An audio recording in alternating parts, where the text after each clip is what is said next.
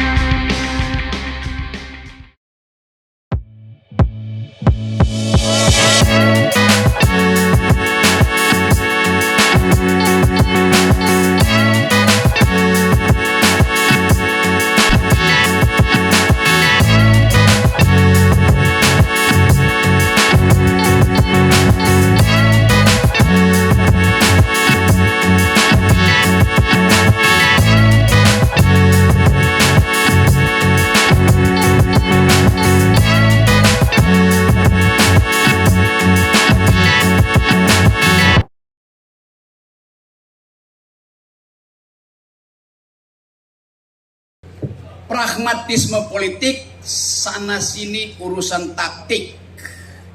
Bila tidak ingin dikritik, jangan berpolitik dengan cara-cara licik.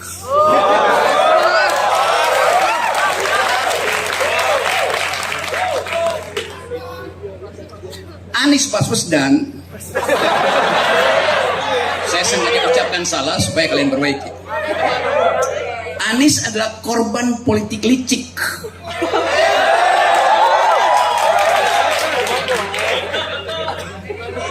Banyak penghalang ditaruh. Kameramen bingung.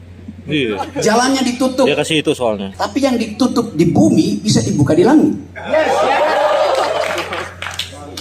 Mantap. Dibuka di langit maksudnya dibuka oleh kekuatan teknologi yang namanya cloud. Karena itu percakapan di cloud tentang Anies lebih banyak daripada percakapan di koran-koran yang dikuasai negara.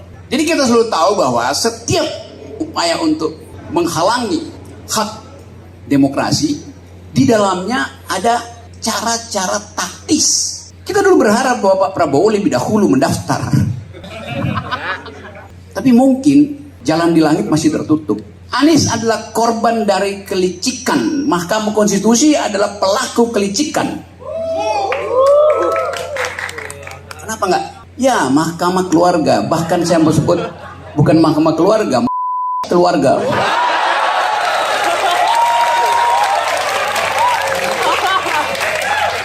Saya terangkan di mana ya.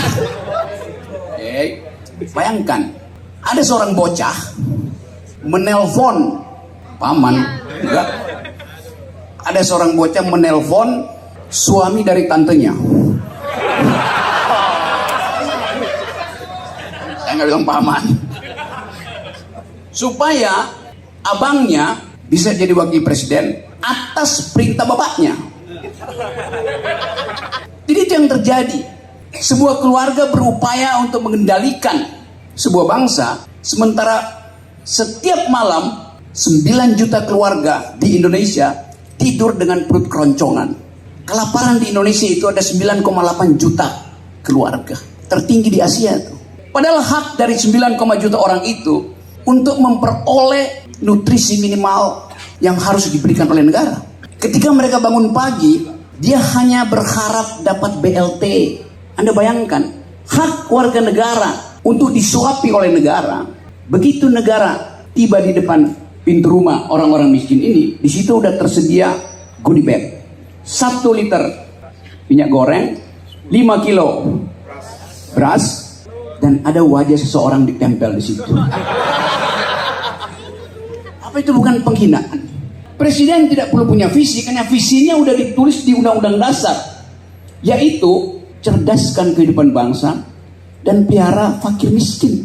Itu perintah konstitusi. Siapapun yang jadi presiden, perintah itu harus dia lakukan dulu. Cerdaskan kehidupan bangsa, artinya jamin bahwa orang Indonesia IQ-nya harus lebih tinggi dari simpanse. IQ kita sekarang itu di ukuran internasional cuma 78. Ada simpanse yang bahkan IQ-nya 100. Anda bayangkan keadaan kita hari ini. Jadi kita mau tagih dari kekuasaan. Mengapa kita melarat? Mengapa Anda masih harus bayar uang kuliah padahal Anda pemegang kedaulatan yang diperintahkan oleh konstitusi supaya jadi cerdas? Karena itu nggak ada yang ngawasin tuh. Anda dapat KIP tadi, lalu Anda takut kritik pemerintah, seolah-olah itu beasiswa pemerintah. Beasiswa itu saya yang bayar melalui pajak saya, melalui pajak Pak Habil dan teman-teman saya. Jadi itu adalah hak saudara, bukan hadiah dari negara. Karena negara ini bukan negara kapitalis, bukan negara neolib.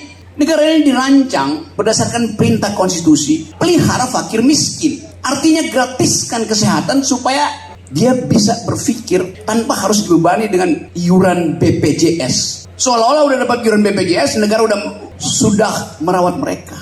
Anda sakit, Anda pergi ke rumah sakit punya BPJS, dokternya bilang iya, tapi nggak ada dokter di sini. Ada dokter, iya, tapi peralatannya nggak ada. Terpaksa Anda pindah ke rumah sakit swasta yang bayar mahal. Jadi teori tentang negara kesejahteraan tidak dipraktekkan di kita.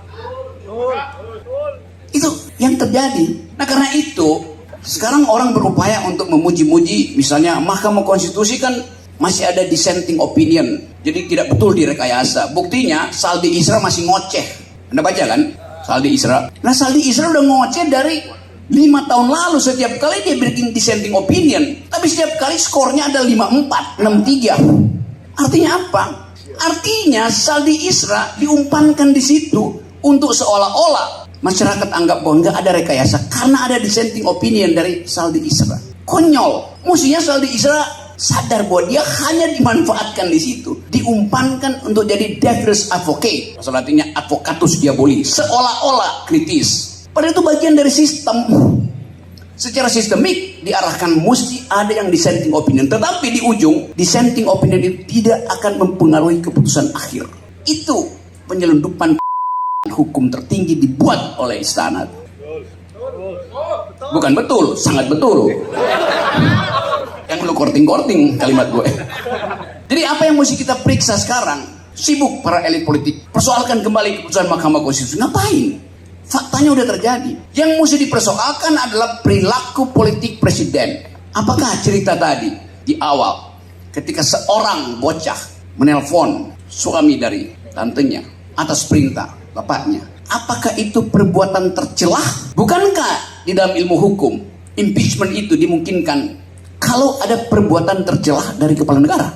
Sekarang coba Anda kumpulkan berapa banyak perbuatan tercela yang dibuat oleh Jokowi. Rempang itu perbuatan tercela. Mengakali Omnibus Law dengan menjadikan dia perpu itu ada perbuatan tercela. Kan banyak betul perbuatan tercela. Jokowi intervensi dalam banyak kongres partai politik. Itu perbuatan tercela. Jadi teman-teman mahasiswa hukum lakukan class action, nuntut bahwa dia sudah cukup bukti untuk di-impeach. Bukan karena kita dendam, tapi itu faktanya tuh. Kenapa 2 mahasiswa dari Solo bisa minta judicial review? Kenapa kalian tidak minta presiden di-impeach? Lebih tinggi moralnya kalian. Coba lakukan itu. Kita mesti lakukan radical break. Ada terobosan, diperlukan terobosan. Terobosan itu hanya datang dari pikiran intelektual, bukan datang dari pikiran finansial. Jadi, saudara-saudara, silahkan pikirkan bahwa ada peluang untuk mengimpeach presiden. Bukan saya komporin, faktanya begitu, ada di dalam konstitusi. Disebutkan dengan jelas, presiden bisa dijatuhkan bila dia melakukan perbuatan tercelah. Saya rumuskan tadi, periksa secara serius. Supaya ada pembelajaran pada kita bahwa kita tidak diam melihat yang bisa berlanjut.